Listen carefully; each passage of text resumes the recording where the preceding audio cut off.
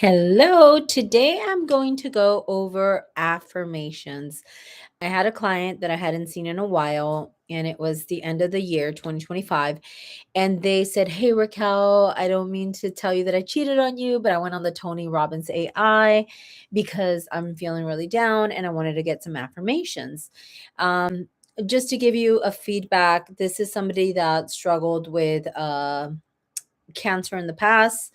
They also had hardship in their intimate relationship and where there was the confidence was shaken. So, with that in mind, I'm going to read you Tony Robbins AI that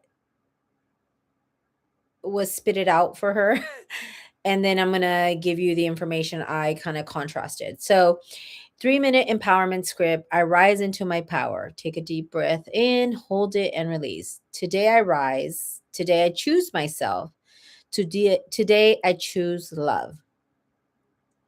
And what I pointed out to the client is when you say myself, that can start to create a sense of us versus them. Like I choose myself as if we're in competition. Like, why do we have to say that? Where is that coming from? Because that root can take us into a very negative isolation in us versus them unconsciously. And so it can serve its purpose as a bridge, yet often we can already be self centered as is what I explained to her. And this can create unnecessary friction. Why are the boundary people finding themselves alone these days, right? Like it's a funny meme that, like, oh, I boundaried so hard. Now I'm alone in an island. So, and it's also kind of fear based rooted. They are bound in defensiveness instead of working on connection. So, what I put is maybe replace that with today, I remember exactly who I am.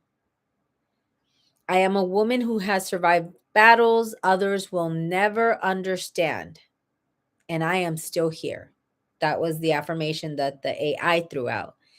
What I wanted her to think about is this romanticizes her being an underdog. This is also steeped in pride, which again brings the callousness to the heart, an us versus them versus me versus, like, it hardens the heart a bit. It's riddled with victimhood also. Like, what kind of affirmation to me when I read this? Like, oh, like I don't, to me, it just doesn't jive. I am a woman who has survived battles no one will ever understand, and I'm still here. Ugh, sorry. I can't stand victimhood. I have a lot of empathy and grace when we're feeling that way, but I will not be affirming that as my go to affirmation day after day. It's riddled with victimhood. It's not a healthy rise into one's own power. It's a false sense of power. It focuses on the past rather than placing us in the present. Like, you're bringing so much of your past and what you lived into your present. So then you're putting your past in your future already by making that your affirmation, right? So that's something that, it really resonated when I explained this. So I said, I am strong. I am a battle tested warrior. Now that seems different. Like, I fought battles. I know how to use a sword, right? I am strong. I am a battle tested warrior. If it's important to reference and acknowledge what has been lived, like, I don't want to discredit her feelings of feeling the umph that she feels when she looks back at being stripped down and having survived it. But if we're gonna bring that with us, we want to make sure we position it from, like, high consciousness. So I put, I am strong, I'm a battle tested warrior. Now I feel a little bit badass versus victimhood. I am still standing. Again, this is in the past and rooted in suffrage instead of virtue. So I am still standing. I'm all I can feel with these affirmations is how much I am in the past of what I lived. And I get it because Tony Robbins kind of has this I've done a lot of Tony Robbins through my 20s, learned a lot, loved him. Definitely not a place that I reside in these days, but it's very rooted in pride And that is also, if you look at the Dr. David Hawkins consciousness scale, that's actually low vibration. So um I'm still standing. Again, it's in the past. Okay. I am strong against any and all odds. I'm still rising. I love the Maya Angelou, and still I rise. I am strong against any and all odds, and every day still I rise. Maybe something to that nature. I'm not defined by fear. The brain is not wired to actually hear or take in negative. So when you say not, your brain doesn't compute that. So I'll give you an example. If a teacher tells kids, we're going on this field trip, who did not bring a lunch pail, lunch bag, so we could get lunches from the cafeteria? Kids will pop up. I did. I have mine. I did. And it's like the teacher will be like, I asked them who didn't. That's because the brain doesn't really register not. Only as we get conditioned to hear it consciously and we grow into it as adults, we get to hear the not. But since the very early ages, that's why kids are so optimistic and they can believe anything you tell them, because there's really no limits in the brain. We don't understand not as an unconscious go-to place. So because we're not wired that way, I wouldn't say I'm not defined by fear. Instead, I would say I am fearless. And that resonated with her so much more than I'm not defined by fear. Like, why are we even bringing that up? I'm fearless, I am fierce, like, Um, the subconscious isn't. We have to be aware of that consciously. Okay. I'm not defined by insecurity. I mean, I am so sorry. I'm being judgmental, and it's okay. It's just, I don't know. I think of Tony Robbins at such a high level. So to see that this is what his AI spit out, I'm like, I am not defined by insecurity. Like, why are we even inviting insecurity to the table? Like, why have we even opened the door? Like, why would I say the word insecurity? I am the words that I speak, and I'm going to do this as a daily affirmation. I think not. I I put I am secure. I had her replace that with I am secure. I'm not defined by anyone else's action. Only I define myself. Why is that a conversation? Why is that a topic? Like, the way things get power is if we give them our attention. Why am I giving people that kind of attention that I have to say that I'm not going to give them um power over defining me? So I am defined by my strength, my courage, my heart, and my resilience. Okay, here we go. This, sorry, just disgusts me so much. This next one. I have lived through what could have broken me. Instead, I fought cancer and won. Not being insensitive to people that have fought diseases, cancer. I'm not saying that. I know that we can have a big power from that, but I also want you to understand, we don't want to keep cancer in the forefront. We want to control, alt, delete that. A lot of the times too, if we get a lot of our power from it, we're giving it the power. It's kind of like that thing, like, if I love praises from people, then I'm setting myself up when they critique me, that's going to be horrible, right? Because the pendulum swings both ways. So when you give so much power of getting your pride and your sense of being from having fought cancer, it it's a slippery slope, right? And so you got to decide, like, how much power do you want to give that thing? I suffered with a lot of SA and different things, and I say that's the least interesting thing about me. But I do think that we want to recognize that I am unstoppable. you know uh I am unstoppable. Cancer had no chance. I like that, because now you're saying, like, I am unstoppable. Cancer had no chance. So now, at least if I'm gonna recall cancer into my stratosphere, into my field, I'm making it to bow down to me. So, that's, like I said, not to be insensitive. This is multidimensional things are happening here. So I just want you to know that if I was with somebody that's going through cancer, I definitely would be speaking from like, let's overcome, let's fight, right? But this is somebody that is years have passed. And so to still have that as a forefront, it's almost like you're going to be calling cancer back. Okay. I faced fear. I walked through darkness and I came out stronger, wiser, and more powerful than before. I replace it with I am a survivor. I am a conqueror. Survivor places me as beaten and survived. Conqueror is I ate. I stood on business. So to each their own, but she wanted my advice. So I told her, if you want to say I am a survivor, I think I would use I am a conqueror.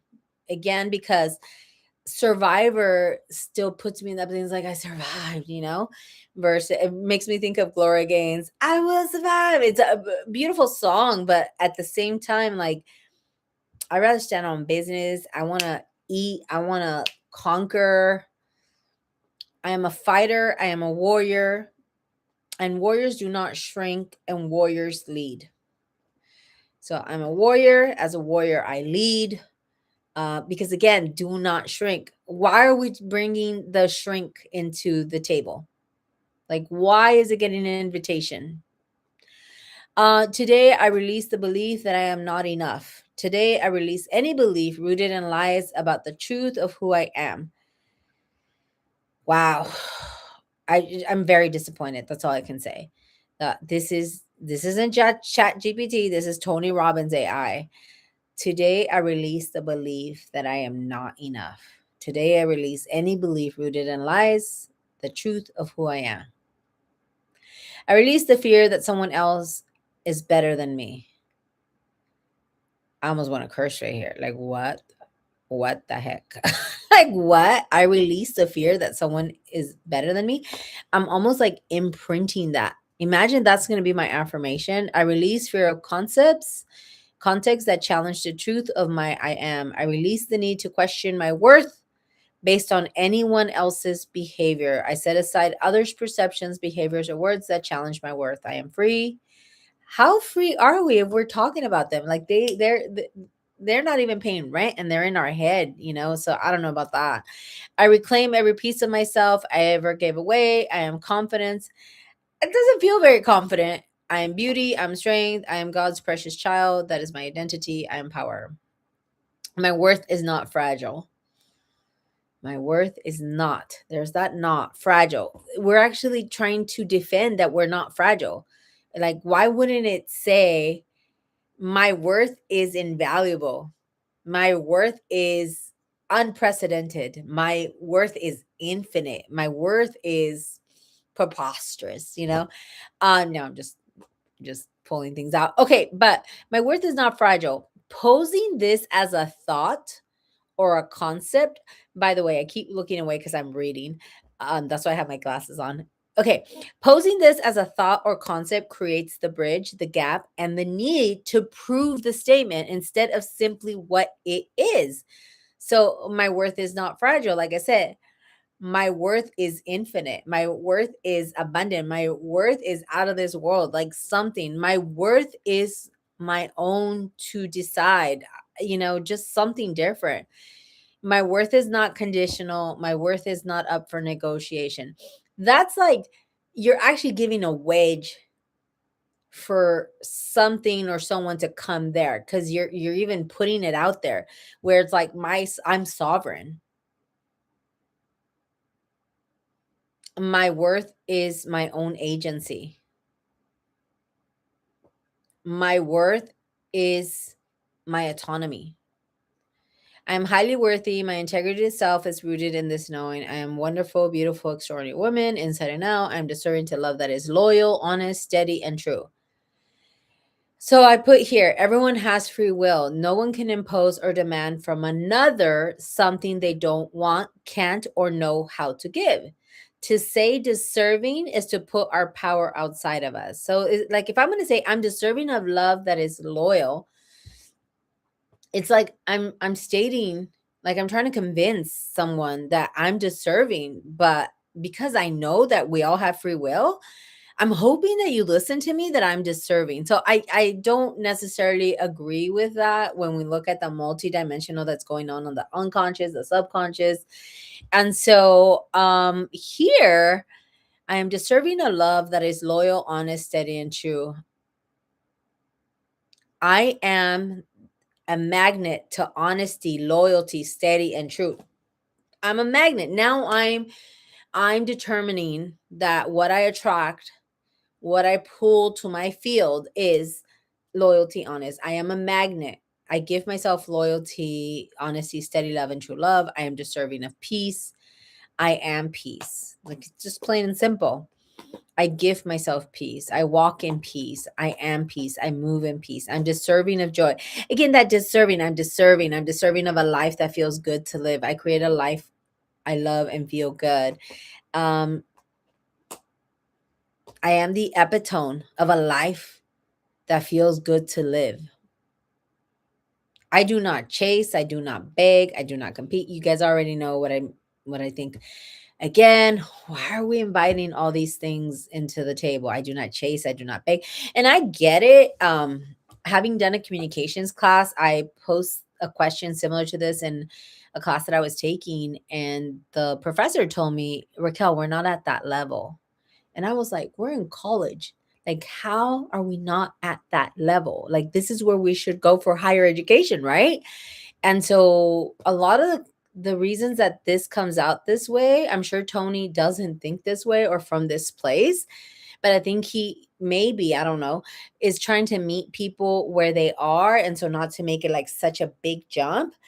However, that's a disservice. That's a disservice because I'm believing kind of like where you are, I'm only taking you. It also reminds me of Dr. David Hawkins. As much as I love his books, I still remember when he said that if a person jumps 5 to 10 points in their lifetime, that's like a huge aha. I remember crying one time because I was like, oh my gosh, then why am I doing this work? If I'm thinking I could shift the Schumann. And then I sat with myself and I'm like, no, I've served thousands of people and I've gotten to jump 100, 200 points, 250 points in a very like their home base is now like at a 300, 400 on the consciousness level that when they started to come to me, they were at a 50 or 20 sometimes or 75, right? 125 is the average most of the time. So with that being said, let's not, especially if I'm coaching, I don't want to meet you where you are. The whole point of you coming to me is so I could take you to a whole other level, to a whole other game, to a whole other stratosphere, right? We want to move and quantum leap and jump. So again, I don't know this AI to me. I don't know if it's AI. I don't know what it is, but I know it's AI. I'm saying I don't know where the disconnect is. I do not break myself to keep someone else. I do not compete. Again, why are we even talking this way? This whole piece is unnecessary. This is what I wrote back to her. It again sets us up in a content that doesn't need to be even considered or touched with a 10-foot pole. If the affirmation is to keep us from doing such things, we can say something more like, my inner truth is free. My inner truth is free of bondages. My inner truth frees me of bargaining, for I am the price. I choose myself. I choose my sovereignty over possession. I am whole, conscious, I am integrated in my image, psyche, and enchantment. I rise, I grow, I become. None of this becoming. I choose myself first. I choose my spiritual charge that is greater than life. I choose my spiritual charge. Like we have emotional charges, we have spiritual charges. To us is available, and she knows my lingo of how I talk in coaching, so she kind of understands it more than me interpreting it here. My health is my strength. My body is healing, capable, and resilient. My body, why aren't we just saying my body is capable, resilient, and healed? Because this person, it kind of reminds me when I worked with people in AA and they have this identity that they're an alcoholic. And I'll ask sometimes because it really hurts their confidence. And really limits their belief. And I'll ask, how when was the last time you took a drink? And they're like, 10 years ago. I've even had somebody 25 years ago. And I'm like, are you an alcoholic? And I know that's a whole other like deep coaching that I've done with people. So don't come for me right now, because it truly is limiting to take that as an identity. But again, I'd have to like express everything how I go about leading somebody that really, I've had people come alive after 20 years of just seeing this identity of themselves and then feel safe and be successful. The years and years have passed and they're successful, and they now have pursuing great things versus just pursuing this daily thing of not trying to drink, right? So again, this is what I'm seeing here a lot. I release the fear of what if. I choose to believe in my health. I choose to speak life into my body. I choose to honor myself. Oh, I would just put, I honor myself with love, care. Now, here's the thing. There can be a gap of where we don't actually believe what we're stating.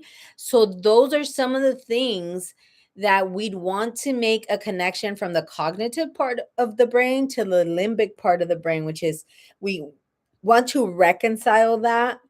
And so that's one of the reasons when I've been asked what is my take on affirmations as a shift, I always say if you don't have adequate, proper coaching and you haven't kind of like discovered these dualisms or these conflicting thought process that you have in your being, uh, I don't really recommend them.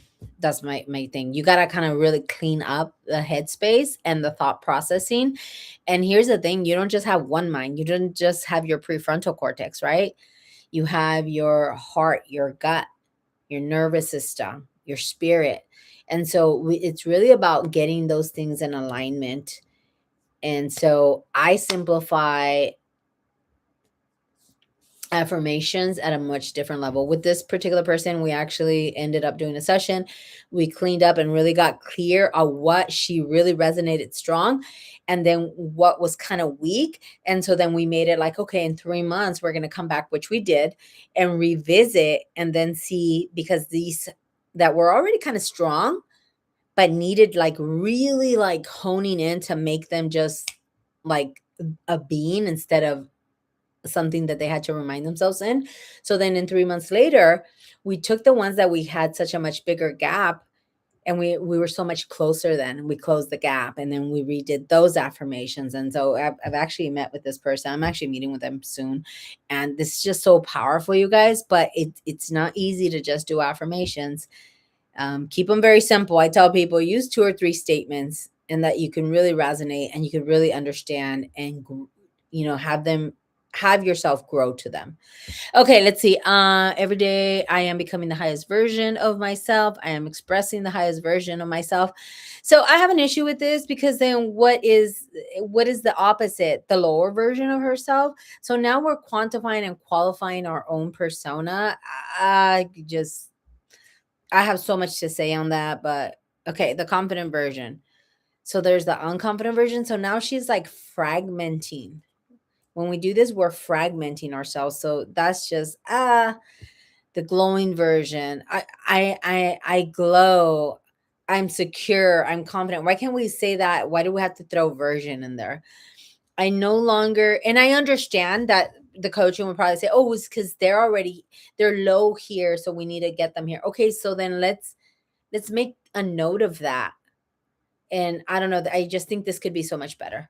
No need to be in the past and actually imprinting into the subconscious what is already believed. That's why it is even a statement on these affirmations.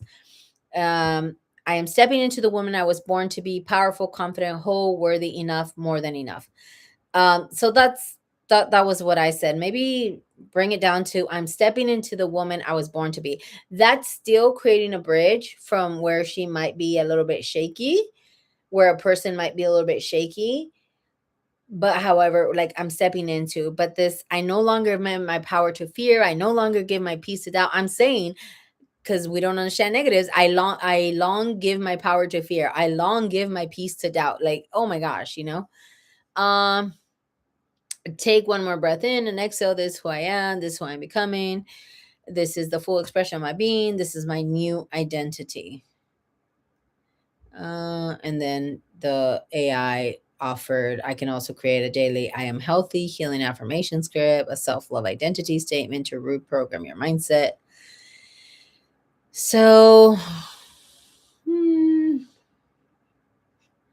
me see. I'm trying to go through this and see if there's any more notes. And yeah.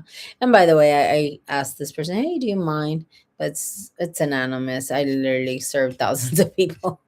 And just about everyone and their mama has diseases these days. But I hope this kind of helped you. I'm gonna do another version on AI of something where it just totally gets it wrong. So yeah, you guys, they seem cool, but if we start to give our emotional labor away to AI and without doing the work, that's how it's going to be. It's going to be superficial. The result is going to be, you know, nail thick. It's not going to really have rooting. And so I hope that this helps you.